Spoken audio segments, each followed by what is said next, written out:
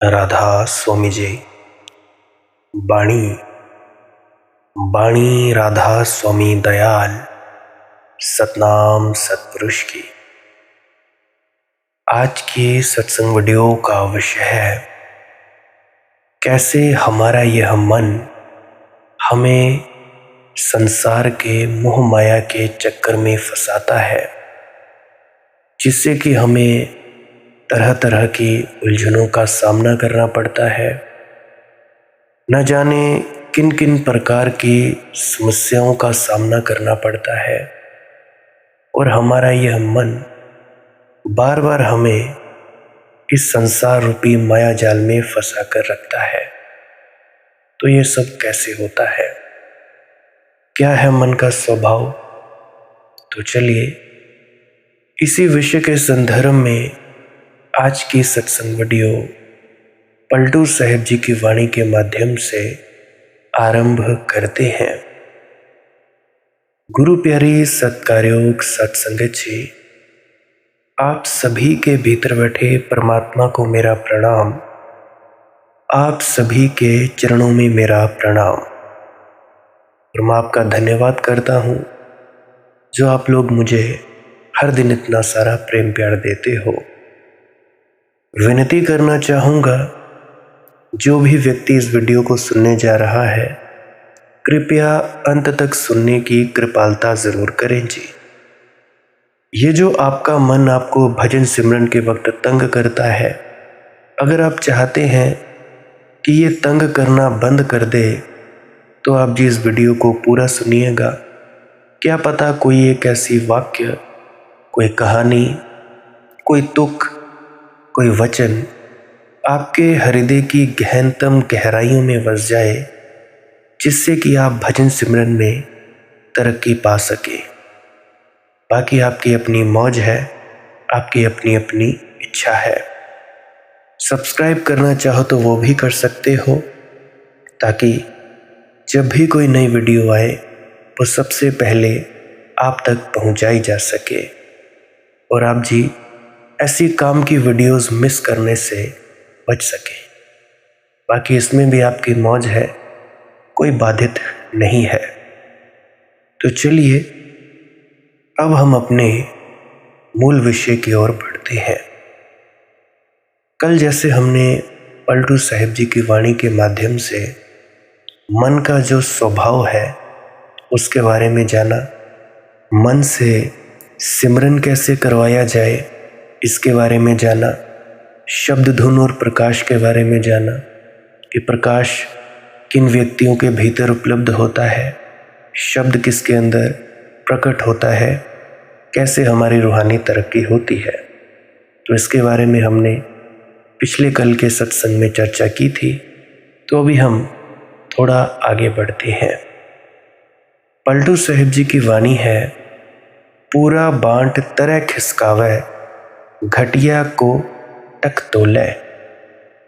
बनिए जो होते हैं उनके पास दो तरह के बाट होते हैं, दो तरह के तोलने वाले बट्टे। अपनी गद्दी के नीचे दो तरह के बाट रखते हैं बनिए।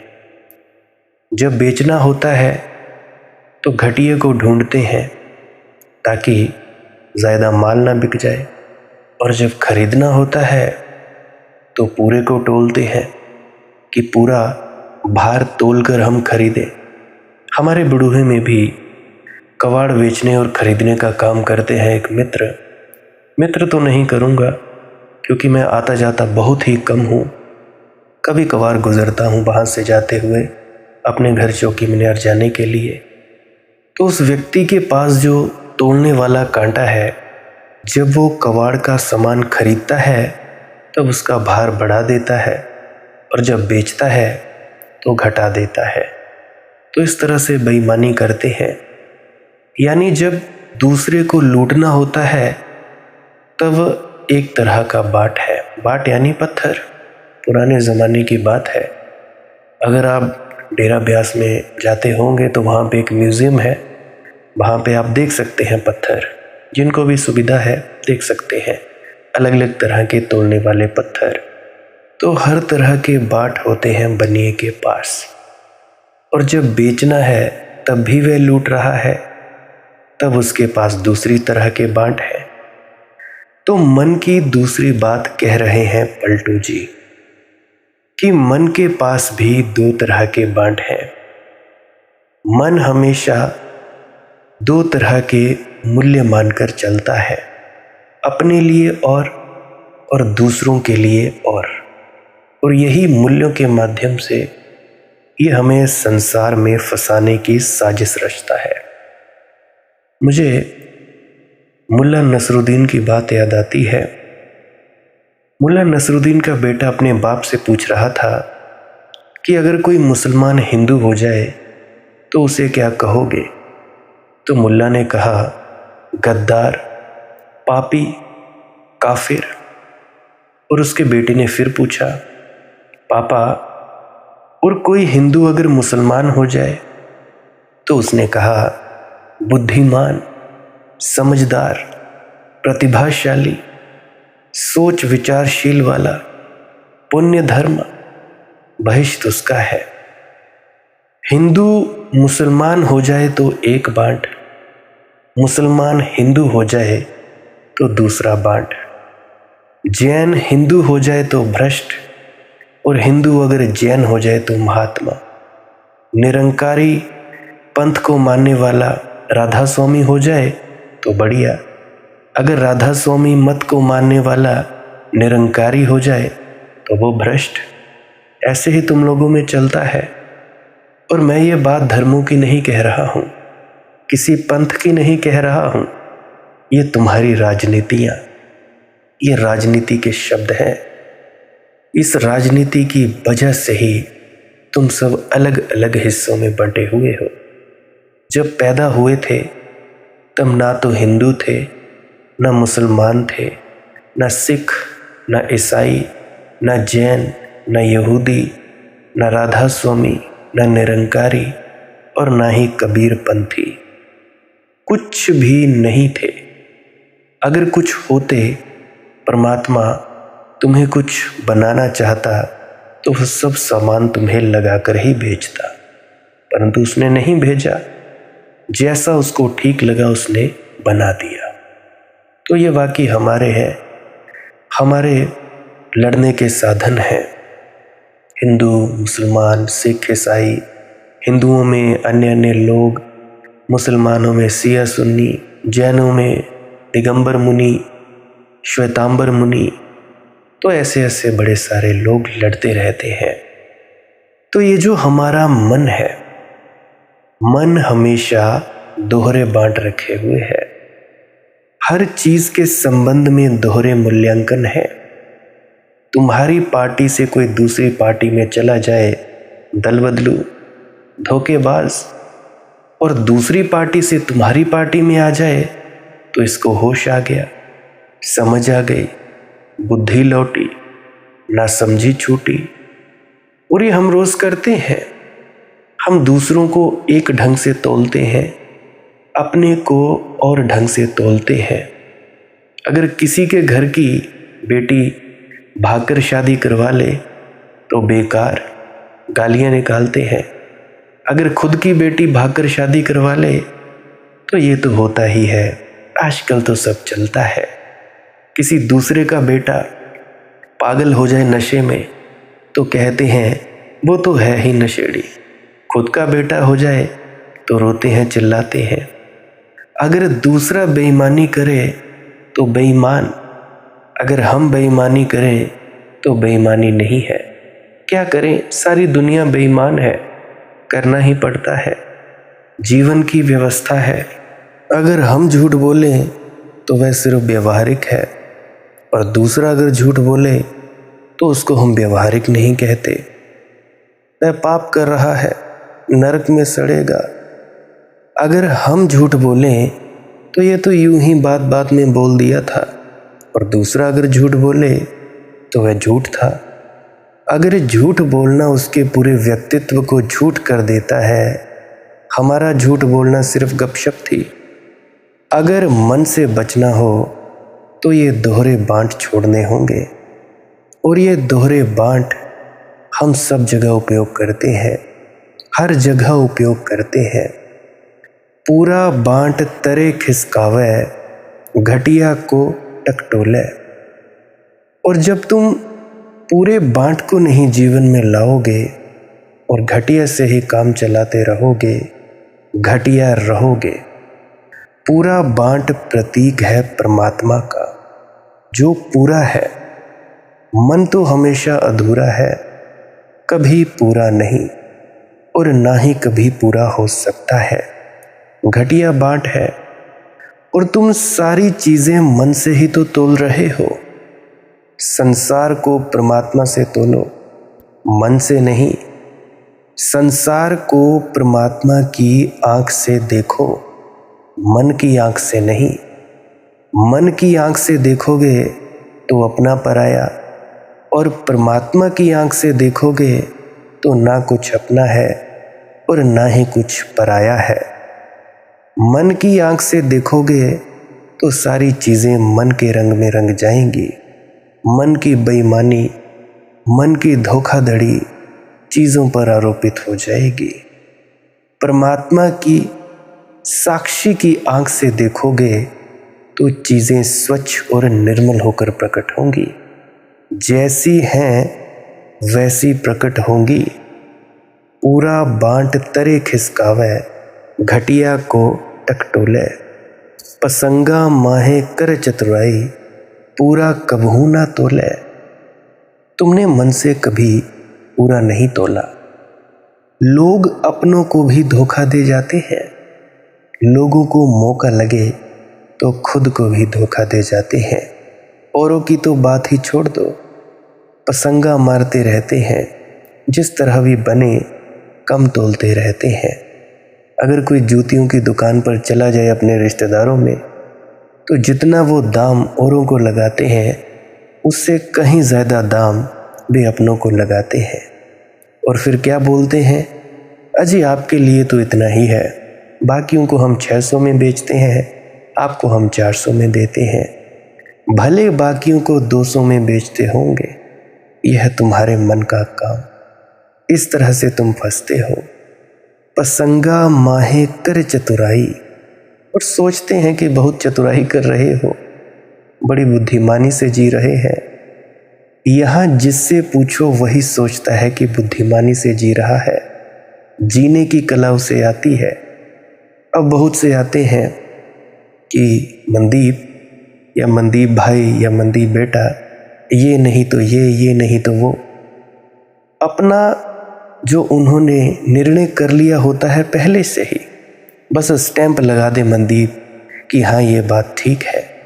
पहले से ही तय कर लिया होता है कि हम ये करेंगे ही करेंगे। अरे मूर्खों, फिर मुझसे क्यों पूछते हो? मेरे पास क्या आम लेने आते हो या दूध लेने आते हो? अगर पहले से ही निर्णय कर लिया कि जो करना है, बस ये बात हो जाती है कि मनदीप भाई ने कहा है कि कर लो तो भाई कर लो। अगर मुझसे पूछने आओगे कि मनदीप भाई हम बेविचार कर लें, वासना में उतर जाएं, पर स्त्री या पर पुरुष गमन कर लें, तो कहते हैं कि मनदीप भाई क्या हम कर लें? तो मनदीप भाई मना ही करेगा ना, परंतु नहीं, तुम फिर भी जाओगे। और बाद में जब परिणाम भुगतते हैं, फिर मनदीप के आगे रोते हो कि मनदीप भाई ऐसा हो गया, हमें ये बीमारी हो गई, हमें वो हो गई। तो अरे मूर्खों, कर्म भी तो तुम ही भोगोगे। मैं कभी कोई ऐसी चीज़ का निर्णय तुम्हें नहीं लेने दे सकता। कभी भी ऐसी बात पे तुम्हें मैं सलाह नहीं दे सकता जिस सलाह से तुम्हारा नुकसान होगा। जिस चीज़ से तुम्हारा नुकसान हो सकता है वो बात मैं कभी तुम लोगों को सलाह में नहीं दूंगा और ना ही दे सकता हूँ। क्योंकि जिन असूलों पर मैं खुद चलता हूँ, उन्हीं असूलों पर मैं दूसरों को चलाने की कोशिश करूँगा, अगर वे मुझ पर समर्पित हों। बाकी मैं ऐसा भी नहीं कि थोपूंगा कि जो मैं कहता हूँ वैसा करो ही। तुम लोगों को ठीक लगता है तो करो, नहीं ठीक लगता है तो मत करो। अगर मेरी बात से, मेरी बात मानने से तुम लोगों को फायदा होता है, एक आध बात मानी, 2 बातें मानी, 3 मानी, 4 मानी, लगातार मेरी बात मानने से, हुक्म मानने से, अमल में लाने से अगर तुम्हारी लोगों की जिंदगियां तब्दील हो रही हैं, केवल तभी मेरी बात मानो, वरना कोई ज़रूरत नहीं। और मैं यह कभी दावा नहीं करता कि जो मैं जानता हूँ, जो मेरा अनुभव है, जो मैं कहता हूँ वह सही ही होगा। होगा सही तो होगा, क्योंकि दावा करना एक मूर्खता की बात होगी। क्योंकि परमात्मा की सृष्टि इतनी विराट है और परमात्मा खुद इतना विराट है कि कोई भी उसे नहीं जान सकता। परमात्मा में डूबा जा सकता है, परमात्मा को जाना नहीं जा सकता। एल्बर्ट आइंस्टाइन ने मरते वक्त कहा कि मैंने तो सिर्फ कुछ कंकड़ पत्थर ही चुने हैं समुद्र के किनारे से, बल्कि पूरा समुद्र भरा पड़ा है अभी खोजबीन करने को। वो कहता है तुम लोग मुझे महान कहते हो? नहीं जी नहीं, मैं कोई महान नहीं।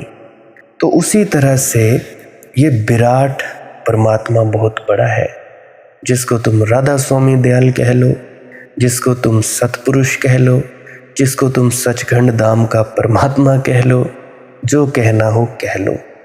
मैं आप लोगों को वही चीज़ बोलूँगा जो मैंने खुद आजमाई होती है। बाकी मैं बोल के क्या करूँगा? किसी की कही कहाई बात या किसी किताब में पढ़ी हुई बात क्यों कहनी? जब जहर मैंने पिया होगा, उसके नुकसान मुझे पता होंगे, तभी तो तुम लोगों को बोलूँगा कि भाई मत पीना ये। अगर अमृत मैंने पिया होगा, तभी तो आप लोगों को सलाह देने के काबिल बनूँगा कि भाई तुम लोग ये अमृत पी लो, इस दिशा में चलो।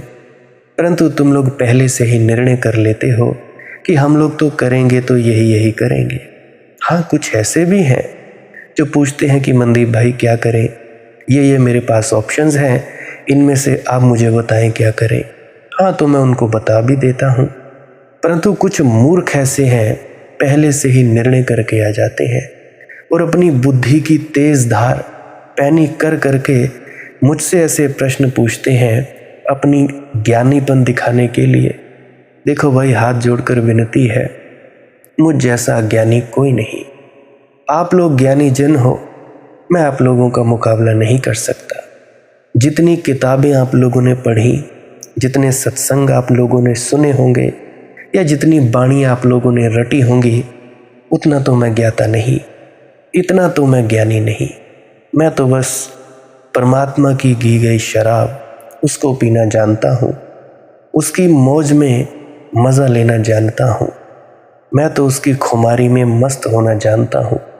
मुझे नहीं पता कैसे बना, क्या नहीं बना, मैं कुछ भी नहीं जानता। सच कहता हूँ। पढ़े होंगे तुम लोगों ने वेद शास्त्र, पढ़े होंगे तुम लोगों ने ग्रंथ, श्री गुरु ग्रंथ साहिब, गीता, बाइबल, परंतु मैंने तो इतनी चीज़ें नहीं पढ़ी है और ना ही मैं जानता हूँ। फिर कई लोग बोलते हैं कि तुम बोलते कैसे हो? भाई, मैं तो सिर्फ आंख बंद कर लेता हूँ, राधा स्वामी बुलाता हूँ, बाकी परमात्मा की मौज जो बुलवाए सो बुलवाए। अब कई लोग जब बोलता हूँ तो गुस्सा कर जाते हैं। देखो भाई, गुस्सा करना हो तो परमात्मा पर करो, अपना कोई कसूर नहीं। तुम लोग मेरे पास आओगे, मिलोगे तो मैं तुम जैसा ही मिलूँगा। बाकी परमात्मा जाने, उसकी रज़ा जाने, उसका भाना जाने। मुझे तो सभी में वही दिखाई देता है। अब कैसे मानूं कि भाई हर कण में वो नहीं है, हर कण में मुझे वही दिखाई देता है, तो मैं कैसे उसे इनकार कर सकता हूँ? हर पल सदा दिवाली सादगी, आठों पहर आनंद। परंतु यहाँ जिससे पूछो वही सोचता है कि बुद्धिमानी से जी रहा है, जीने की कला उसे आती है। घर में चाहे कलह क्लेश ही क्यों ना हो, परंतु बुद्धिमानी दिखाने आ जाते हैं मुझ जैसे पर, जिसको कुछ अता पता ही नहीं। मुझ जैसे अनपढ़ व्यक्ति के ऊपर अपनी बुद्धिमानी और अपना शोषा, अपना दबदबा दिखाते हैं। ना केवल खुद वैसे जीना चाहता है, अपने बच्चों को भी चाहता है व्यक्ति कि वे भी वैसे ही जिए, उनको भी वही शिक्षा दे जाता है। ऐसा है आज का मानव। पलटू साहिब जी कहते हैं, पूरा कबहू ना तोले। तुमने जीवन को कभी पूर्णता की दृष्टि से नहीं देखा। अपूर्ण मन को देखते हो, इसलिए तुम्हें सब अपूर्ण दिखाई पड़ता है। पूर्ण दृष्टि से देखोगे तो सब पूर्ण दिखेगा। इसीलिए तो कहा जाता है पूर्ण महात्मा की खोज, पूर्ण फकीर की खोज। और पूर्ण फकीर ऐसे ही नहीं सामने आ जाते हैं, वो तो कोई कोई होते हैं, वो भी कहते हैं कि भाई चलो ठीक है, सदगुरु का हुक्म है, अब पालना तो करनी ही पड़ेगी। वरना बड़े उच्च उच्च कोटि के संत वो तो बाहर निकलना भी पसंद नहीं करते। ऐसे ऐसे सिद्ध महापुरुष हैं इस दुनिया में जो 2 कदम भी दूर नहीं जाते, मस्त रहते हैं, और तुम लोग उनको पहचान भी ना पाओगे। ना तो उन्होंने पीले वस्त्र पहने और ना ही उन्होंने चमकीले, ना टोपियां धारण की, कुछ भी नहीं, ऐसे ही जैसे भिखारी हो, परंतु वे शहंशाहों के शहंशाह। तो भाई पूर्ण दृष्टि से देखोगे तो सब पूर्ण दिखेगा। और जिसको सब पूर्ण दिखेगा, कहाँ अतृप्ति, कहाँ पीड़ा, कहाँ दुख और कहाँ नरक। मुझे बात याद आती है टिल्लू भाई और उसकी पत्नी गुलाबो की। उसकी पत्नी टिल्लू भाई से कह रही थी कि शादी के पहले तुम मुझे कितने कीमती उपहार देते थे, वस्त्र भेंट करते थे, टेडी बियर्स गिफ्ट वगैरह देते थे, और मुझे बड़ी अच्छी अच्छी चैटिंग्स लिखा करते थे। अब तुम ऐसा क्यों नहीं करते टिल्लू? तो उसने कहा, टिल्लू भाई ने, कि गुलाबो तुम वाकई कितनी भोली हो। क्या तुमने कभी ऐसा सुना कि कोई मछुआ मछली पकड़ने के बाद उसे आटा खिलाता है? पत्नी ने कहा, तो क्या तुम मुझे मछली समझते हो और खुद को मछुआ समझते हो? टिल्लू भाई ने कहा, अरे नहीं नहीं, तुम्हें मछली नहीं समझता और ना ही मैं मछुआ हूँ, मैं तो बिजनेसमैन हूँ, मारवाड़ी बिजनेसमैन। लेकिन हमारे जीवन को देखने का ढंग यही है, मछली और मछुए के ढंग। एक दूसरे को फांसने की चेष्टा चल रही है, एक दूसरे के शोषण की चेष्टा चल रही है। और जब तक तुम एक दूसरे के शोषण में संलग्न हो, कैसे देख पाओगे उसमें परमात्मा को? और परमात्मा को देख लोगे तो शोषण कैसे कर पाओगे? फिर तो सेवा ही कर सकोगे। घर में वाके कुमति बनियाइन, सहबिन को झकझोले। कुमति को पलटू ने कहा है कि वह बनियाइन है, मन तो वह है बनिया और भीतर बैठी है कुमति। सुमति और कुमति का भेद समझ लो। सुमति कहते हैं उस मति को जो सत्य की तरफ ले जाए, और कुमति कहते हैं उस मति को जो असत्य की तरफ ले जाए, यानी झूठ फरेब की तरफ। कुमति बहिर्गामी होती है और सुमति अंतर्गामी होती है। कुमति वस्तुओं में रस लेती है और सुमति स्वयं में रस लेती है। कुमति सांसारिक होती है, सुमति आध्यात्मिक होती है। मन अगर बनिया है तो कुमति बनियाइन है। कुमति से उसका विवाह हुआ है, यानी बुरी संगति। साधारण भाषा में समझना चाहो तो ये है। तुम लोग जरा सोचना, खोजना, तुम लोगों का चित्त सदा बाहर की तरफ दौड़ रहा है कि नहीं? जब भी सोचते हो तभी बाहर के सोच में पड़े रहते हो। रात सपने भी बाहर के देखते हो। तुम्हारा चित्त सदा ही बाहर की तरफ जा रहा है। अपने घर कब आओगे? अपने घर कैसे आओगे? अपने घर से तो दूर निकलते जाते हो, और दूर और दूर। घर तो तुम बहुत पीछे छोड़ आए हो। घर को पाना हो तो अपने स्रोत की तरफ चलना पड़ेगा।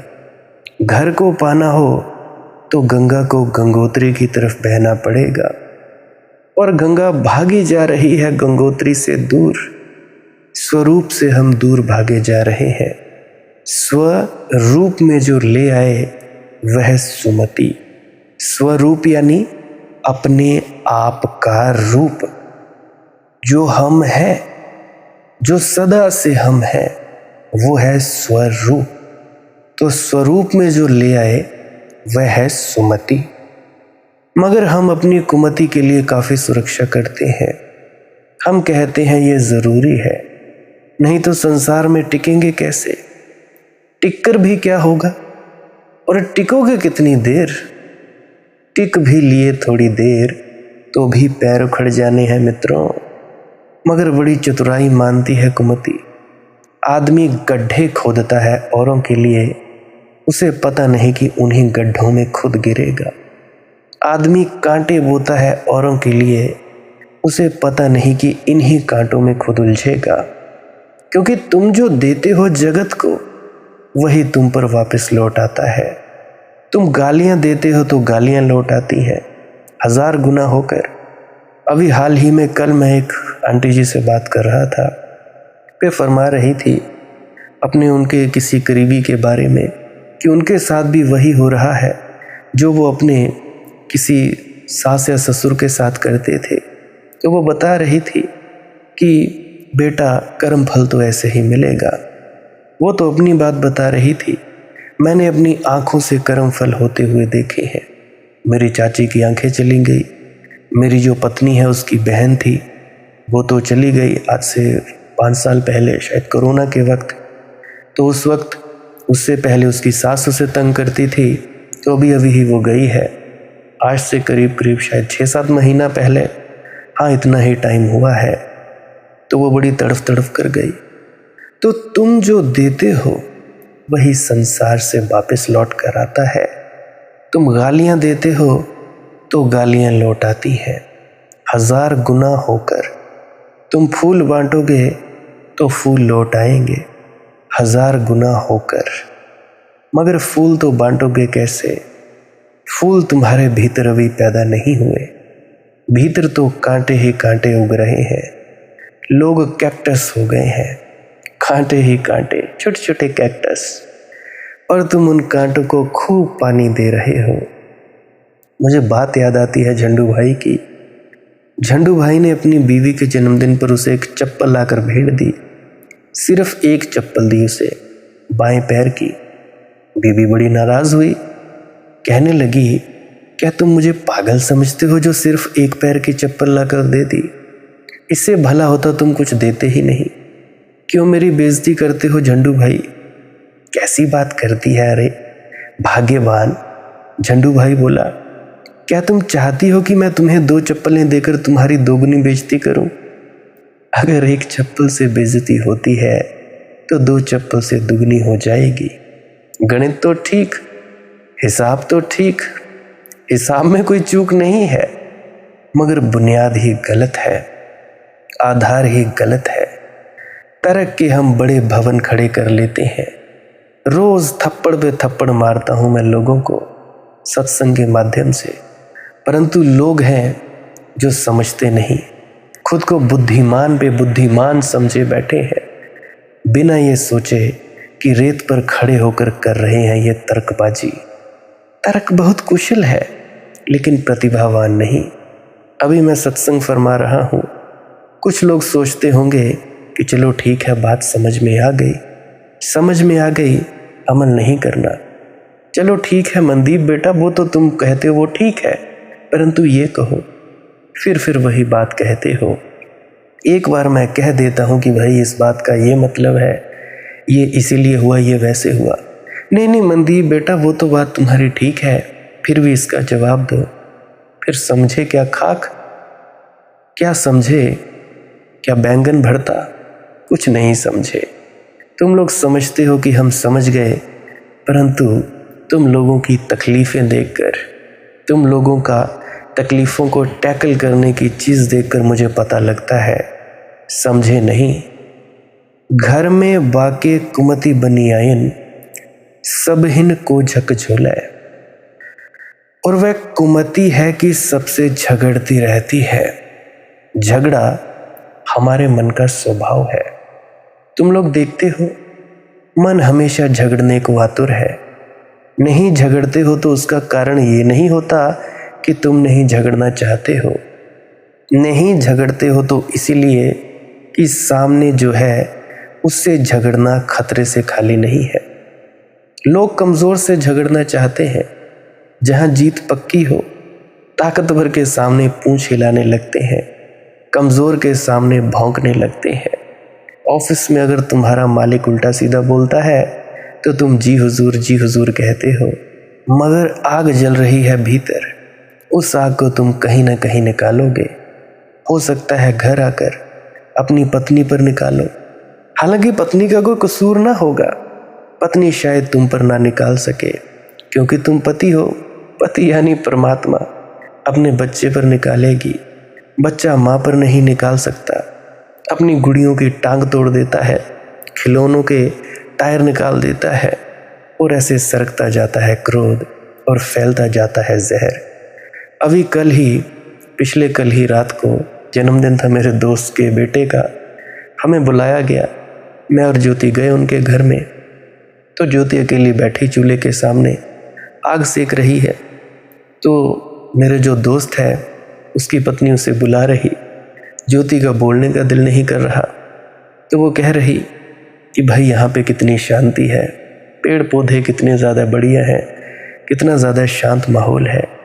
तो मेरे दोस्त की पत्नी कहने लगी कि ज्योति, मुझे तो शांति पसंद नहीं, मुझे तो शोर शराबा पसंद है। तो ज्योति कहने लगी कि नहीं भाई, मुझे तो शांति ही पसंद है। तो ये है हमारा मन, हमेशा झगड़ा ही झगड़ा करना चाहता है। इतना ज़्यादा झगड़ालू स्वभाव है हमारे मन का, और झगड़ा हमेशा कमज़ोर से करता है। पंजाबी में कहावत है कि गुस्सा बड़ा सियाना, अपने ते कमज़ोर ते यांदा। तो गुस्सा बड़ा सियाना है भाई, क्रोध बहुत ज़्यादा सियाना है। कोई भी व्यक्ति अपने से कमज़ोर हो उस पर निकलता है। सबहिन को झकझोले। पलटू जी कहते हैं, ये जो कुमति है ये बुरी तरह झकझोरती है और सबहिन को यानी सबको एक की कुमति नामालूम कितने झंझावात पैदा करती है। कहानी याद आती है मुझे अकबर बीरबल की।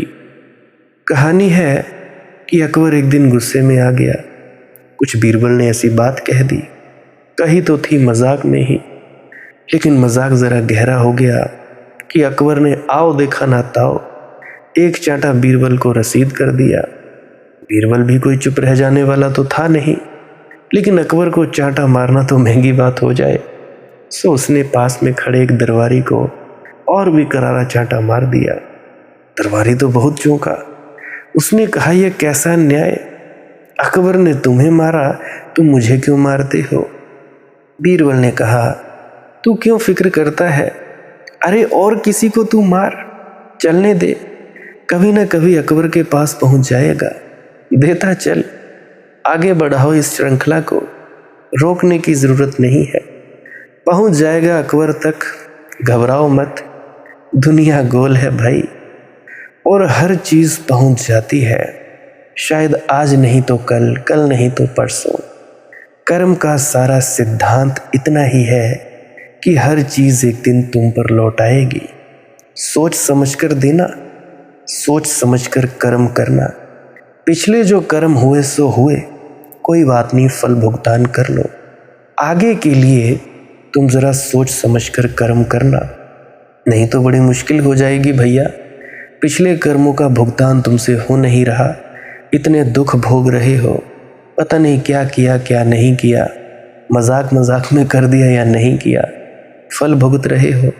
अगर अब अक्ल आ गई है तो भाई क्यों चिंता लेनी। तो अब तो भाई तुम लोग कर्म अच्छा करो, बढ़िया कर्म करो। अगर कर्म फल से ऊपर उठना चाहते हो, ध्यान में उतरो, भजन बंदगी करो। भजन बंदगी कर सकते हो तो करो, नहीं कर सकते हो तो कोई भी तुम्हारा गुरु है उसके प्रति समर्पित रहो।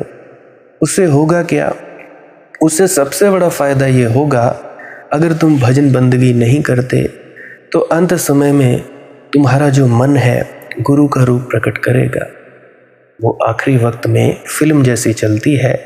तुम्हारे जितने भी कर्म किए होते हैं, जितनी भी तुमने चीज़ें देखी होती हैं, की सुनी होती हैं, सब तुम्हारी आंखों के सामने, और जहाँ आखिरी वक्त ख्याल आएगा वहीं तुम उसी रो में बहते जाओगे। जहाँ हादसा तहाँ वादसा। अब मन ने पैदा कर दिया गुरु का शरीर, शरीर पैदा कर दिया, दिख गया, तो कहाँ जाओगे? गुरु तो चला गया, मान लो गुरु चला गया, तब गुरु से प्रेम में जो व्यक्ति है उसके घर में तुम लोग चले जाओगे। अच्छा जन्म होगा, अच्छी स्थिति में तुम पैदा हो जाओगे। अच्छी स्थिति में तुम जब पैदा हो जाओगे तो तुम्हारी भजन बंदगी वहीं से शुरू होगी। अब कुछ लोग हैं जिनको शब्द धुन सुनाई देती है, प्रकाश दिखाई देता है। अब प्रकाश और शब्द धुन से परे ले जाने वाला गुरु मिला नहीं तो क्या होगा? अज्ञानता में जिए, फिर भी मुक्ति नहीं होगी। फिर अगले जन्म में छोटी उम्र में ही तुम्हारी इस शब्द धुन को एक लय मिल जाएगी, तुम्हें शब्द धुन सुनाई देने लगेगी। कुछ तो बच्चे मैंने ऐसे देखे हैं 6-6, 7-7 साल की उम्र में भजन करते हैं, कोई जाप नहीं बोलता मैं करने को, कुछ नहीं कहता। एक है 6-7 साल का, शायद 8-9 साल का हो गया होगा, वो मुझे सुनकर ध्यान में बैठने लगा और ज़्यादा बैठने लगा, उसके सिर में दर्द हुआ। तो मैंने उसे कहा कि भाई घबराने की ज़रूरत नहीं है, तुम थोड़ा ध्यान में कम बैठो, धीरे धीरे तुम्हारा शरीर सशक्त होता जाएगा। अब देखो 7 साल की उम्र, एक और आंटी जी हैं, एक और हैं, उनका भी बेटा है, वो भी बता रही थी कि इसको ऑरा दिखता है, रंग दिखते हैं, उसको अलग अलग चीज़ें दिखती हैं, ध्यान में अलग अलग अनुभव होते हैं। उसका भी क्या मतलब है? उसका भी यही मतलब है कि पिछले जन्म की कमाई है, इस जन्म में वहीं से शुरू कर रहा है।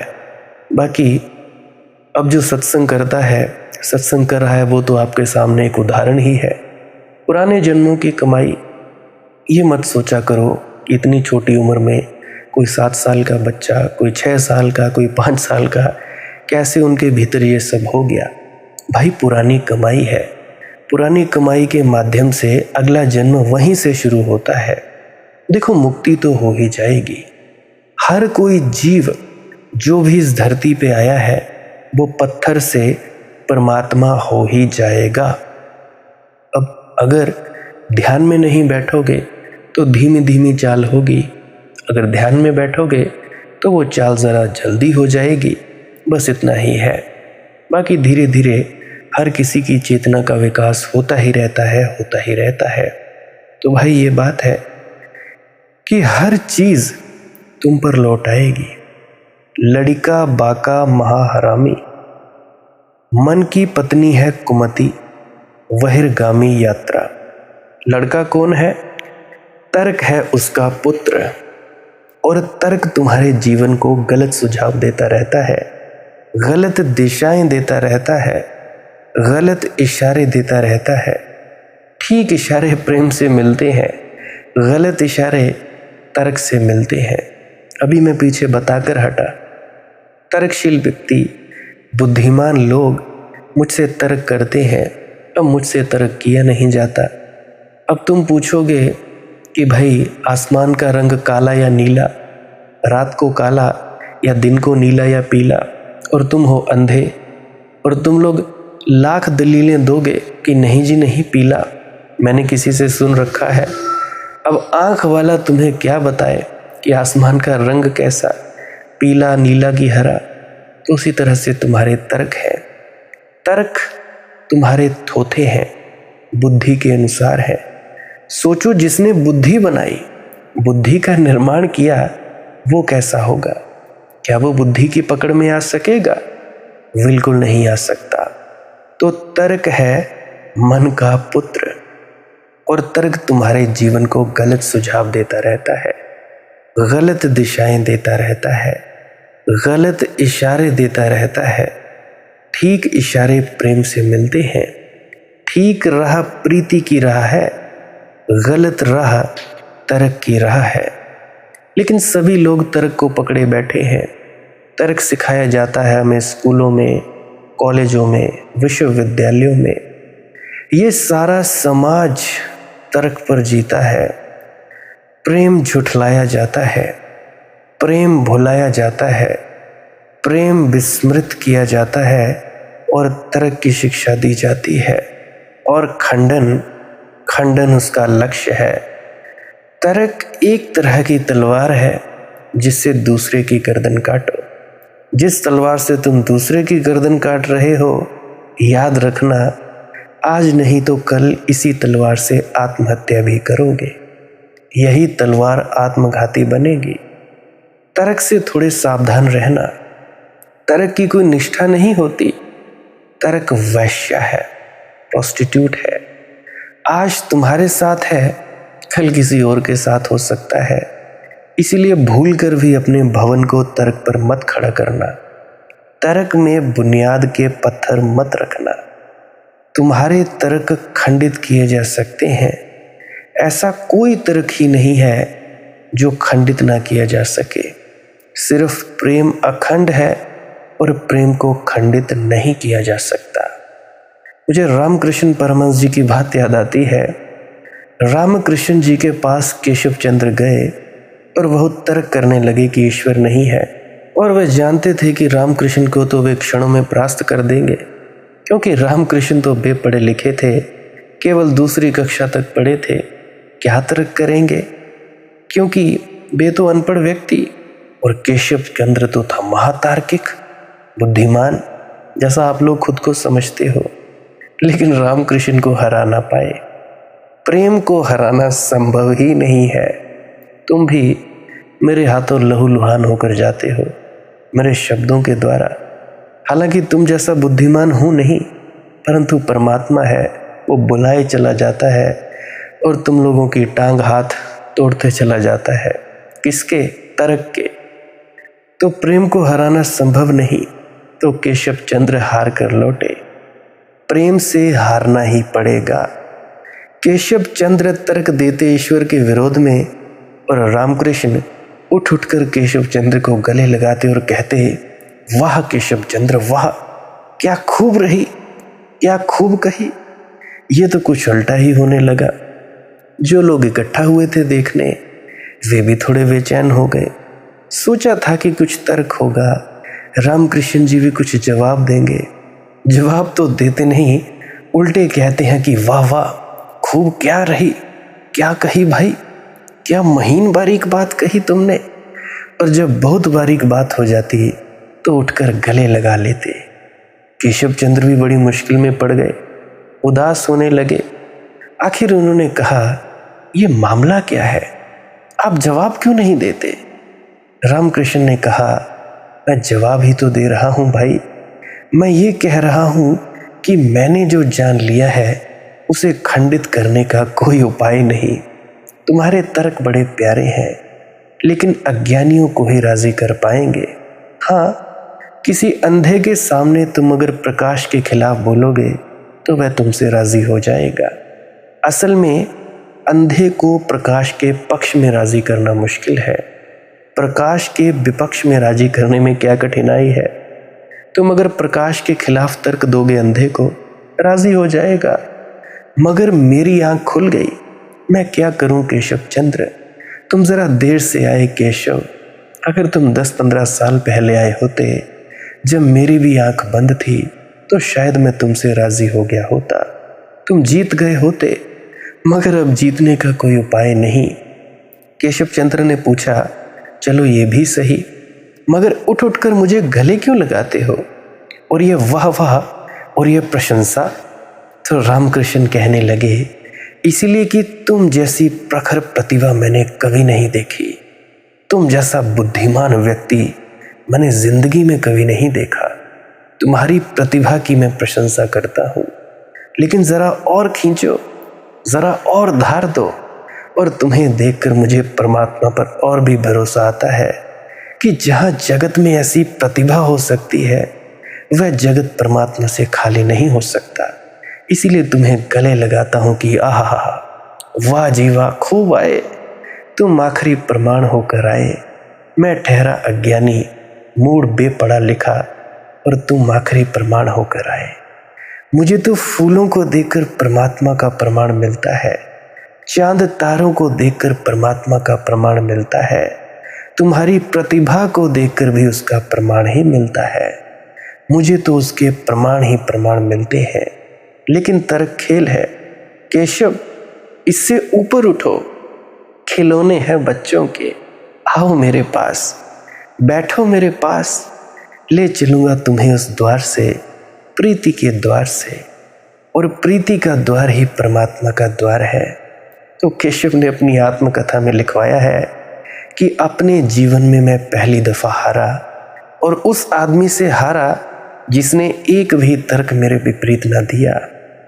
लड़का बाका महाहरामी, तर्क उसका बेटा है मन का। अमृत में विष घोले, अगर अमृत भी दे दो तर्क को तो वह उसमें भी विष घोल देगा। अब जैसे सांप है, सांप के मुंह में विष होता है, पानी की बूंद गिर जाए विष बन जाती है। अगर किसी को परमात्मा की याद दिलाना चाहो तो तर्क उसमें भी बाधा डालेगा। कैसा परमात्मा, कहाँ का परमात्मा, ना देखा ना सुना, और जिन्होंने देखा है सुना है वे भी सच कहते हो क्या पता, कि झूठ बोलते हो कि धोखा देते हो या खुद धोखा खाए गए हो। मैं कई दफ़ा सोचता हूँ कि किसी ने मुझे बुलाया, किसी के घर जाऊँगा कि मनदीप तू बोलेगा क्या, तुझे कुछ आता जाता नहीं, सत्संग करता है, मालिक की मौज होती है, पता नहीं क्या क्या वो मालिक बुलवाए जाता है। मैं कई दफ़ा एक्टिवा पे जाता हूँ या बस में बैठता हूँ किसी के घर जाने के पहले कि तू देगा क्या, तेरे पास है क्या। मेरे पास तो कुछ देने को है नहीं, फिर भी जब किसी के घर में जाता हूँ या कोई जब चलकर मेरे पास आता है तो उससे पहले मैं एक ही प्रार्थना करता हूँ कि हे मालिक, जो भी लेने ये आए हैं तू इनको ज़रूर दे देना। जो भी चीज़ जैसी भी तेरी मौज हो तू अपने हिसाब से इनका भला ज़रूर करते जाना। और मैं जाकर बैठ जाता हूँ, और जो मेरे घर पे आते हैं बैठाते हैं, जो जो वो बोलते हैं उसके अनुसार शब्द निकालते रहते हैं। वो परमात्मा मेरे मुंह का उपयोग करते हैं। हालांकि मुझे तो मालूम है कि मैं ना कुछ हूँ, फिर भी बड़ी कृपा है मालिक की, जो वो मेरे इस शरीर का उपयोग करते हैं तुम लोगों को उपदेश करने के लिए। तो जाता हूँ कईयों के घरों में, मस्ती ही मस्ती छा जाती है। मैं खुद देखता हूँ, देखो मैं सच्ची बात कहता हूँ, कोई तुम लोगों से छुपाना नहीं, सीधी सीधी पारदर्शिता की बात। अब कई आते हैं कहते हैं कि जी बड़ी शांति मिलती है, कईयों के सर घूमने लगते हैं, आंखों में आंसू आने लगते हैं, और कई जब घर पे जाते हैं उनको प्रकाश दिखाई देता है। वे सोचते हैं कि मेरे कारण हुआ। देखो मेरे सभी प्रेमियों, बाबा जी के प्रेमियों या मालिक के प्रेमियों, मैं कुछ नहीं करता और ना ही मेरे में कुछ कर सकने का दम है। मेरी कोई औकात नहीं, करता है सो वो मालिक करता है, मैं नहीं करता हूँ। और ऐसा भी मत समझना कि मैं बड़ापन दिखा रहा हूँ कि मेरा बड़ापन है, कोई बड़ापन नहीं है इसमें। सच्ची सच्ची बात कहता हूँ, सीधी सीधी बात कहता हूँ। करने वाला सिर्फ एक वो मालिक है, मैं कुछ नहीं करता।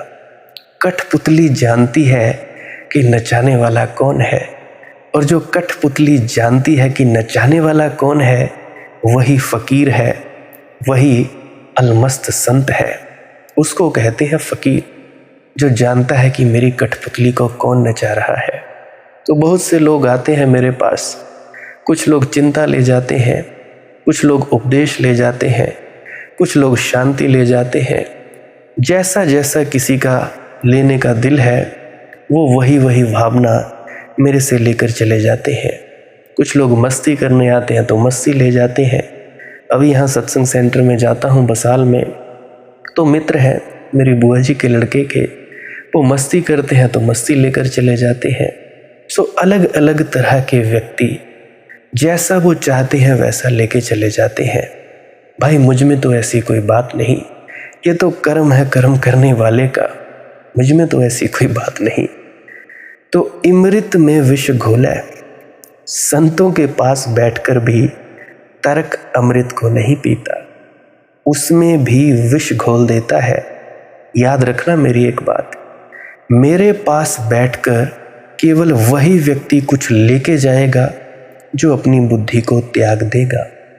मेरे पास बैठना है तो भाई बुद्धि को घर पे ही छोड़ कर आना, या जहाँ भी अगर मेरे घर में आए तो चप्पल बाहर खोलते हो तो चप्पल के साथ ही अपनी बुद्धि को और तर्क को छोड़ के आना, या मेरे साथ कॉल पे बात कर रहे हो तो अपनी बुद्धि और तर्क को साइड में रख देना, तभी कुछ ले पाओगे। वरना कई आते हैं कई जाते हैं, और मुझ जैसे भी कई आते हैं और कई चले जाते हैं।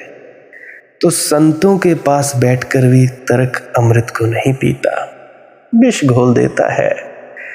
इसके पहले कि तुम तक पहुंचे विष घोल देता है। अगर परमात्मा की याद दिलाना चाहो तो तर्क उसमें भी बाधा डालेगा, कहेगा कि कैसा परमात्मा, कहाँ का परमात्मा, ना देखा ना सुना। और जिन्होंने देखा है सुना है वे भी सच कहते हो क्या पता, कि झूठ बोलते हो कि धोखा देते हो, या खुद धोखा खा गए हो। तो ऐसे ही हर चीज में अश्रद्धा पैदा कर देता है तुम्हारा तर्क। अश्रद्धा विष है। अगर श्रद्धा अमृत है तो अश्रद्धा विष है। हर चीज में संदेह जगा देता है, और एक दफा संदेह जगा दिया कि तुम झंझट में पड़ गए, संदेह जगा कि तुम्हारा जीवन गतिमान नहीं हो सकता, संदेह जगा कि तुम ठहर जाओगे, ठिठक जाओगे, कि पहले तय तो हो जाए अब आगे बढ़ूं, तय हो जाए तो दिशा चुनूं। पर तर्क कभी कुछ तय नहीं होने देता। तुम कुछ भी तय करो उसमें संदेह की छाया बनी ही रहती है। कौन जाने ऐसा हो ऐसा ना हो, अनुमान है तर्क। अनुमान श्रद्धा कैसे बन सकता है? अमृत में विष घोले। तुम जरा जाग कर देखना, तुम्हारे भीतर भी यह काम चल रहा है रोज प्रतिपल। अगर तुम जरा जग जाओ तो तुम पहचानने लगोगे कि कब कब यह कुमति का बेटा यह तर्क किस किस तरकीब से जहर घोल देता है। 5 तत्व का जामा पहरे, ऐंठा गुएंठा डोले। हो क्या तुम? मिट्टी पानी के जोड़, 5 तत्व के पुतले। आत्मा उड़ जाएगी, पिंजरा पड़ा रह जाएगा। 5 तत्व का जामा पहरे, ऐंठा गुएंठा डोले। और कैसे अकड़ कर चल रहे हो, मैं सेवादार, मैं सत्संगी, मैं सत्संग करता, मैं गुरु या मैं चेला, मैं शराब नहीं पीता या मैं वो। कैसे कैसी अकड़ है तुम्हारे भीतर, कैसे ऐंठ कर, कैसे गुएंठ कर, कैसे डोल रहे हो। क्षण भर में मिट्टी हो जाओगे, मिट्टी सब ऐंठ पड़ी रह जाएगी। रोज देखते हो तुम ये घटना घटते, कोई चला गया, कोई विदा हो गया, मगर फिर भी तर्क तुमसे कुछ कहता रहता है कि कोई गया, दूसरा मरता है जी सदा। मैं थोड़ी मरता हूं, मैं तो देखो भी जिंदा हूं, मैं मरने वाला नहीं हूं। ये मृत्यु का नियम औरों पर लागू होता होगा, मुझ पर नहीं होता। देखो कितने मर गए, मैं अभी भी जिंदा हूं। यही तर्क वे मरने वाले भी अपने को देते रहे थे, यही तर्क तुम भी दे रहे हो। ये अकड़ छोड़ो, तर्क तुम्हारे अहंकार को पोषित करता है। जन्म जन्म का है अपराधी, कबहू साच ना बोले। तर्क कभी सत्य नहीं बोलता, बोल नहीं सकता, क्योंकि सत्य को तर्क की जरूरत नहीं है। जहां सत्य है वहां तर्क व्यर्थ है। तर्क की तो जरूरत ही वहां होती जहां असत्य होता है, क्योंकि असत्य को तर्क का सहारा न मिले तो वह असत्य की भांति प्रकट हो जाता है। तर्क का सहारा लेकर सत्य का ढोंग रच पाता है। सत्य को किसी तर्क की कोई आवश्यकता नहीं है। सत्य तो नंगा खड़ा हो सकता है तो भी सत्य है, तो भी सुंदर है, तो भी गरिमा युक्त है। असत्य को कपड़ों की जरूरत होती है।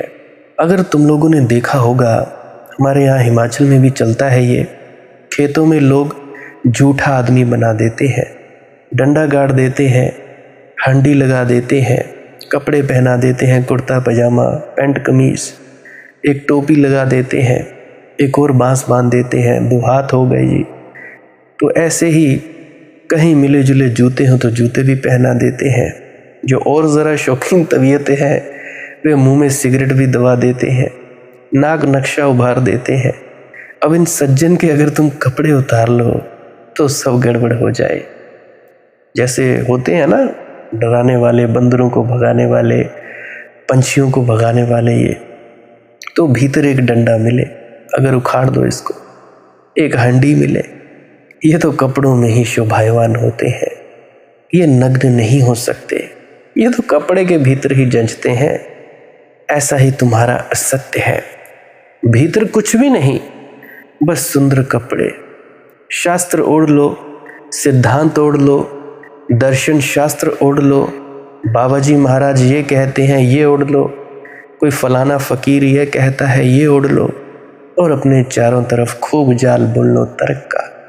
मगर भीतर भीतर कुछ है, कोई सत्व, कोई सत्य अगर नहीं है तो व्यर्थ समय गवा रहे हो। मौत जल्दी आएगी, एक धक्के में ये झूठा पुतला गिर जाएगा, हंडी फूट जाएगी, सारा तिलिस्म मिट जाएगा। जन्म जन्म का है अपराधी, कबहू साच ना बोले, जल में बनिया थल में बनिया, घट घट बनिया बोले। और ये जो तुम्हारा मन है हर जगह तुम्हें पकड़े हुए है, जल में, थल में, घट घट में, ये बनिया बोल रहा है ये तुम्हारा मन। पलटू के गुरु समर्थ साईं, कपट गांठ जो खोले। मिल जाए जो सदगुरु, कोई भी सदगुरु। पलटू जी कहते हैं जैसा मुझे सदगुरु मिला, समर्थ साईं, ऐसा कोई मिल जाए। कहते हैं पलटू जी कि अगर सदगुरु मिल जाए तब ही हमारे जीवन में बदलाव हो सकता है। आखिर कौन है समर्थ सदगुरु? कैसे एक सदगुरु हमारे जीवन में हमें बदलाव दे सकता है? मेरे ख्याल से टाइम हो गया है, 50-55 मिनट हो गए हैं। इसके बारे में हम कल की वीडियो में चर्चा करेंगे, क्योंकि आप इतनी लंबी वीडियो सुन नहीं पाते, बोर हो जाते हो कुछ लोग। हाँ, कुछ लोग सुनते हैं, 2-2 बार भी सुनते हैं, उनकी मौज है, परंतु हो गया है वक्त। इसके बारे में कल की वीडियो में चर्चा करेंगे। अगर किसी की कोई परेशानी है कमेंट सेक्शन में लिख देना, बाकी मालिक की मौज है। और विश्वास बनाए रखना, भजन सिमरन किया करें, ध्यान में डूबा करें, श्वास क्रिया अवश्य किया करें। और मैं यही प्रार्थना करता हूँ आप सभी के भीतर बैठा वो परमात्मा जागृत हो जाए, परम चैतन्य के आपको दर्शन हो जाए, अनुभव हो जाए, महसूस हो जाए, सभी आप लोग परमात्मा को प्राप्त हो जाए। यही मेरी अरदास है, यही मेरी प्रार्थना है। और हर किसी का भला हो, हर किसी जीव का भला ही भला होता जाए, यही मेरी अरदास है। तो भजन सिमरन करते रहिए, ध्यान में डूबते रहिए और सांस क्रिया अवश्य करते रहिए। भजन सिमरन क्या है? भजन और सिमरन 2 अंग हैं। सिमरन है कुछ शब्दों का जाप करना जो आपको आपके सद्गुरु द्वारा बताए जाते हैं। कोई भी जाप हो सकता है, कोई भी शब्द हो सकते हैं। करना क्या है? किसी कमरे में बैठ जाइए, या रात को बैठ सकते हैं, सुबह बैठ सकते हैं, या जब भी आपको फुर्सत के लम्हे मिले बैठ सकते हैं। तो जब बैठें तो शरीर को बिना हिलाए डुलाए बैठना है। जो बैठ नहीं सकता तो वो लेट जाए, जो चौकड़ी नहीं मार सकता वो टांगे सीधी कर ले। कोशिश ये रहनी चाहिए कि ज़्यादा से ज़्यादा वक्त शरीर को बिना हिलाए डुलाए बैठा जाए। उसके बाद अपने शब्दों का जाप शुरू कर दें।